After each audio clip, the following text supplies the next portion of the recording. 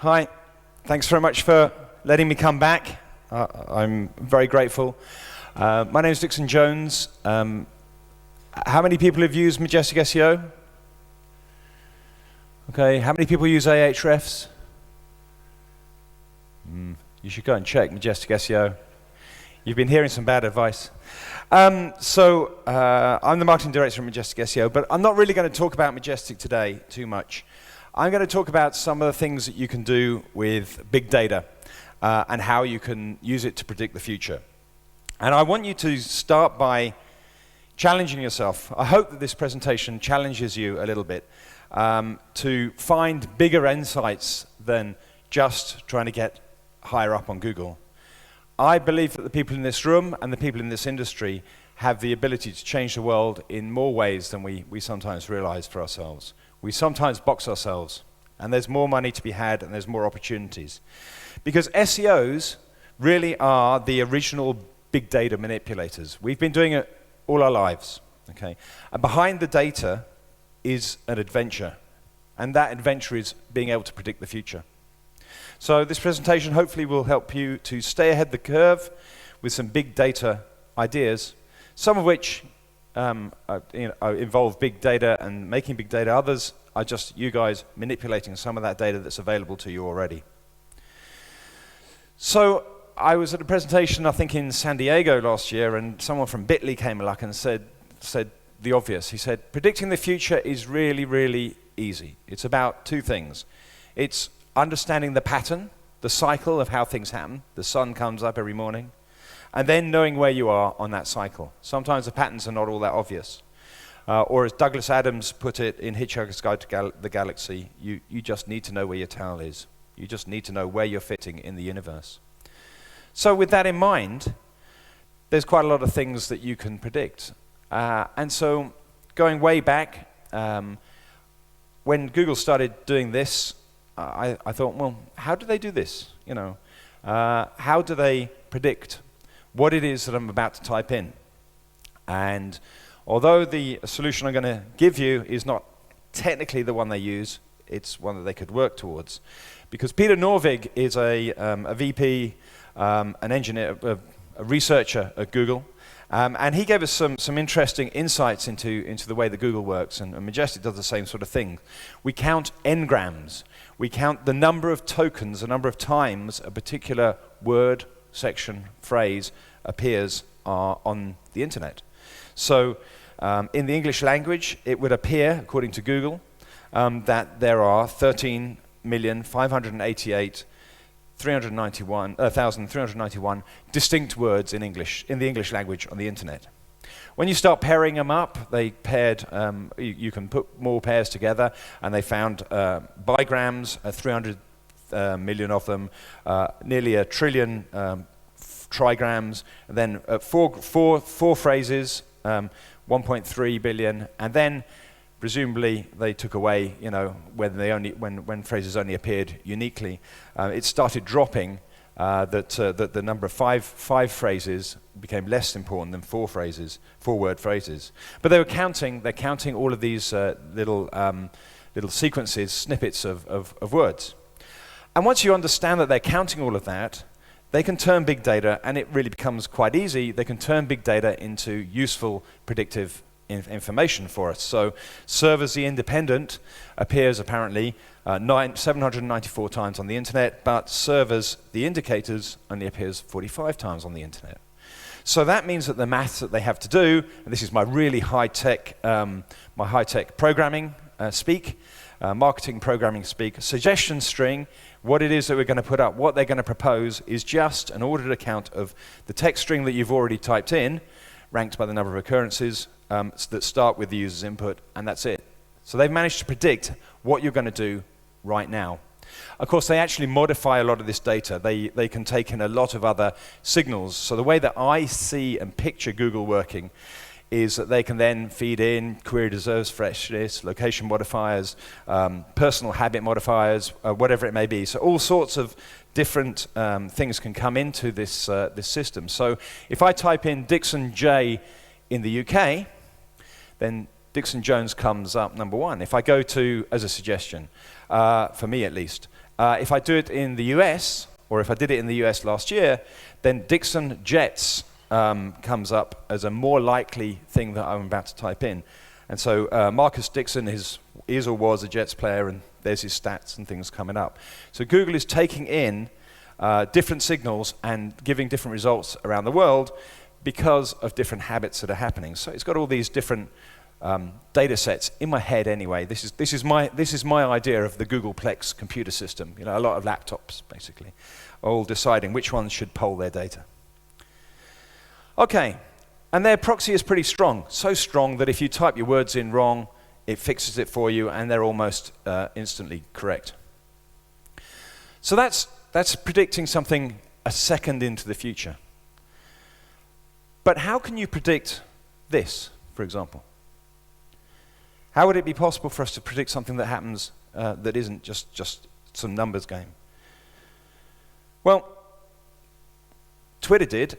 So Twitter was able to predict Whitney Houston's death 27 minutes, or predict that it was going to be coming onto the BBC, News and Entertainment site, 27 minutes ahead. So about half an hour's worth of notice. Twitter got it first. Find your news on Twitter. We've all done it and seen it, how news starts breaking on Twitter.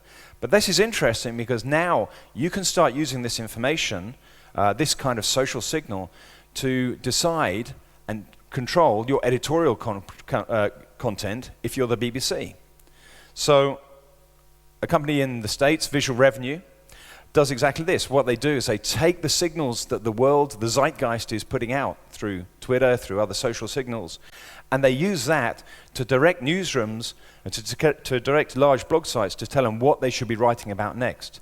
So now, instead of writing what you think you're going to need, you're getting told by the world about half an hour in advance what you've got to write next. I think that's pretty cool.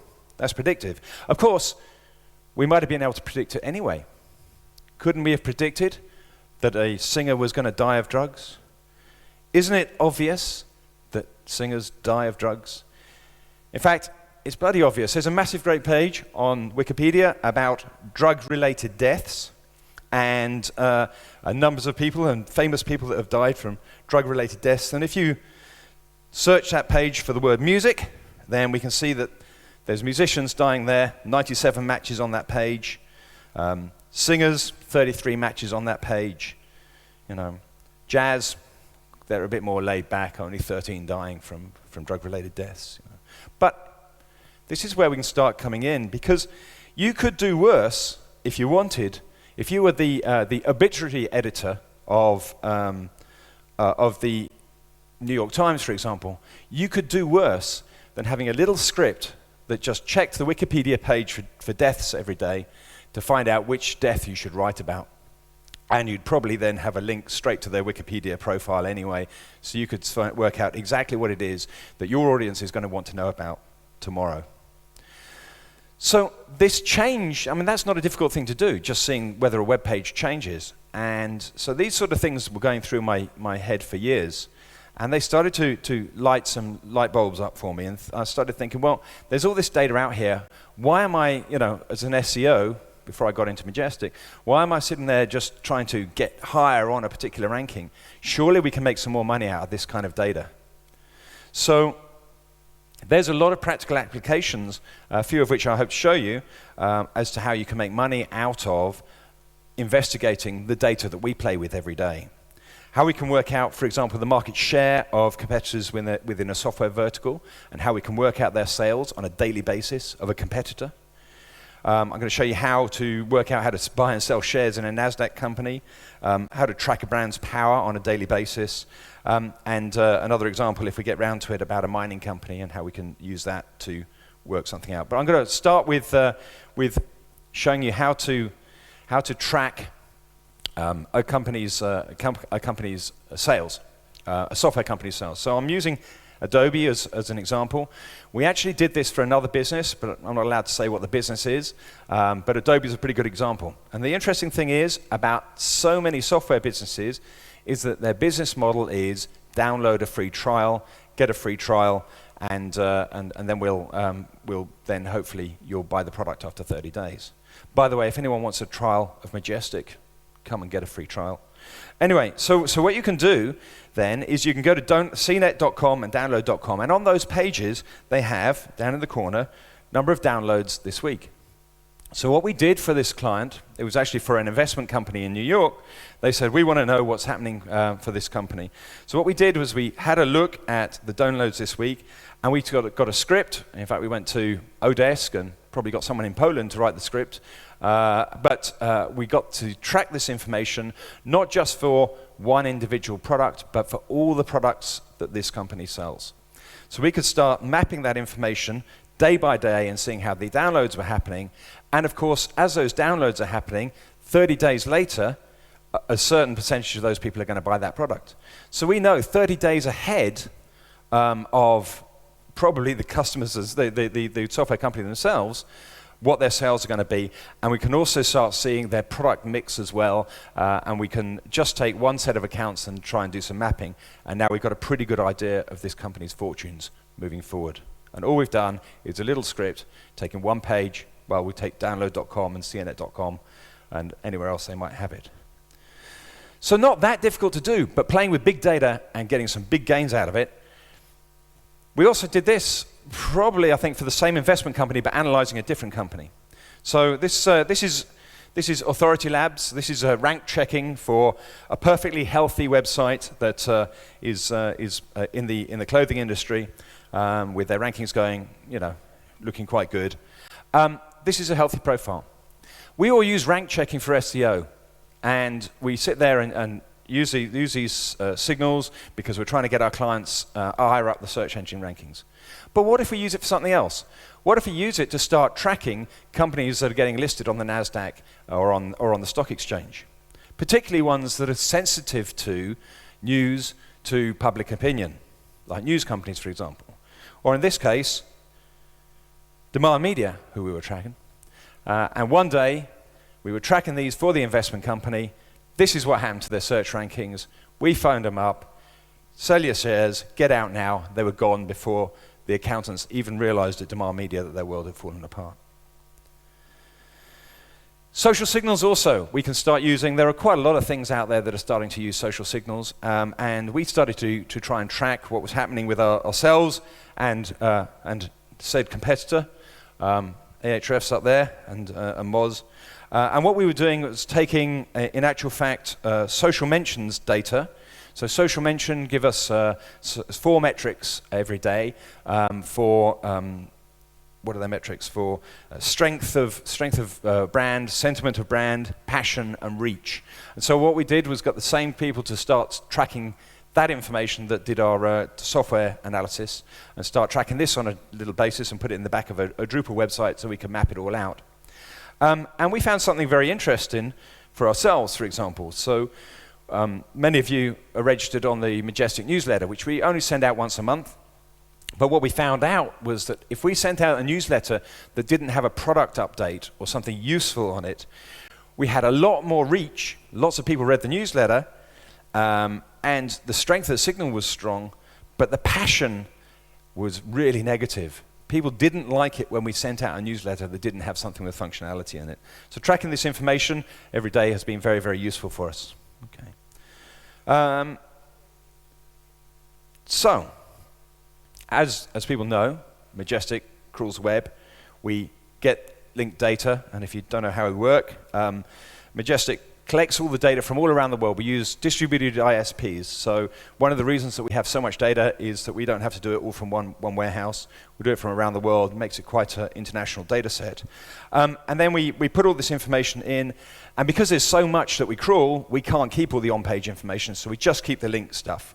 And then what we've effectively got is a map of every URL linking to every other URL on the web. And of course, the SEO industry uses this data for search. But again, I have to ask myself, what else could you do with that information? If you were to sit there and stop calling it Majestic SEO, which isn't a name I should have started with anyway, the word SEO, what else can you do with this kind of data? Well, we can do all sorts of things. We can use it to track new mentions of a website, of a brand, for example. A link to a website is also a mention. We can use it for comparing different niches to see which ones are gaining traction, or you can compare the links in between different companies within a niche. You can use it for finding missing markets for yourself, predict ranking page strength, or you can compare it with search rankings, for example. So, as an example, Rio Tinto Steel, very big, massive mining company. They've got things all over the world. And you know what? If you're in the stock market and you're investing on Rio Tinto, you're not necessarily going to hear if a mine has crushed in Russia, for example, because that information may take some time to come out. But locally, they will talk about it. They will talk about it locally, and there will be a big jump in links within Russia or within Japan, for example. So maybe tracking the links by country has a use, because you can suddenly drill down and see what's happening in a way that the news is not going to report to you at a local level. Again, you can also have a look at the anchor text and see if suddenly new types of anchor text comes in, because that says different signals. As new kind of anchor text comes in, there's new information about what people are saying about any particular brand. So it's not just SEO. Can links predict elections? I think that they can. So we did this initially for the Mayor of London. These are the link graphs for the Mayor of London campaign in 2012. And it was Ken Livingstone, who was the socialist incumbent, and then Boris Yeltsin, Boris, whatever his name is, our new Mayor of London. You saw him in the Olympics doing silly things with, blonde hair and stuff. Anyway. This was his the backlinks coming in, and interestingly, if you track this with the YouGov poll ratings, then it mapped very, very closely. So we did this admittedly after the event and saw that there was a correlation. So I decided to try and make a prediction on the presidential election in the States, and I tried to do it before the event. And so I was tracking these for the presidential elections, and something really weird and very different happened. Now, if you've ever seen a red flag, this is it. So I'll tell you what happened here. Is that on the 25th, 26th of I think that's September, a few days before the first presidential debate on television, all of a sudden, MittRomney.com got 3 million links. And they all came overnight, really, from 35,000 different referring domains. And I went and had a look at these, and they were all small Republican or right-wing, campaign groups and stuff, all coming out with presentations. This, to me, looked like the most manipulated link profile on the planet. So my prediction in my blog post at the time was that I think that the US public are being led to believe that Mitt Romney is doing quite well. But in actual fact, this is a small group of people making a lot more noise than actually is true, and this is an unnatural link profile. Fortunately, I got that one right, so that's good. If we had a look at the actual absolute numbers, Barack Obama was clearly ahead from the start and remains so. So, hopefully, I'm more or less on time. What am I doing? Yeah, okay. I'm way ahead of time. That's good. Coffee soon. So I challenge you to find some insights, bigger insights than just using the techniques that we've learned in SEO to try and manipulate Google. Let's use these for bigger things than just doing that. Don't say, don't stop doing SEO. I'm saying there's a lot more that we can do with the data. And I want to just go away with one prediction that I'm putting out there. So one last prediction from me. I think if I'm going to start saying how to predict the future, I've got to put one out there. And I know that this may not come off, but I figure I've got to try. So this is, I think Majestic is probably the only company that doesn't use Google Analytics on their website. We use Piwik. So this is a chart out of Piwik for keyword not provided visits to our website. And as you can see, it's a huge percentage compared to our brand term, and it's growing and growing, and I'm sure it's the same for all of you guys as well. So my prediction here is that when this line starts evening out, Google, what this says to me is that more and more and more people are coming to my website that are already logged into Google. They've already ticked the box. Okay. And given that Europe has been trying to stop people, we're putting privacy laws in about cookies and various other bits and pieces, Google is already way, way ahead of the game. Because if this line levels out, and the keyword not provided is pretty much then everybody. In fact, everybody where the keyword is provided is more or less likely to be a bot of some description. And I know for a fact that scraping Google costs Google a lot of money. They don't like it.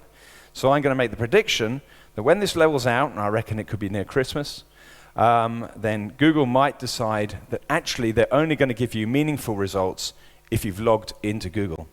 So that's my prediction for you. It may or may not be right. However, since I first made this prediction, I just noticed last week that Google has made you opt in to Google News in Germany. So it's starting to happen already. That's it. Thank you very much. I hope you got something out of it. Cheers.